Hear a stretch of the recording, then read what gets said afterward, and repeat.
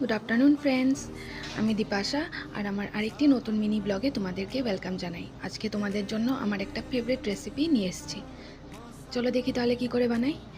Paste করা chicken, কুচনো পেঁয়াজ, কুচনো ক্যাপসিকাম, ঝিরি করা পেঁয়াজ, আদা, কাঁচা লঙ্কা, রসুন আর পেঁয়াজের পেস্ট, দই, কাঁচা ডিম, আলু, একটা সেদ্ধ ডিম, বেসন, এখন কুচনো পেঁয়াজ, তারপর কুচনো ক্যাপসিকাম, কাঁচা ডিম, সেদ্ধ ডিম, বেসন, একটু কাঁচা তেল, আদা রসুন পেঁয়াজের পেস্ট আর একটু গরম মশলা দিয়ে ভালো করে মেখে নেব।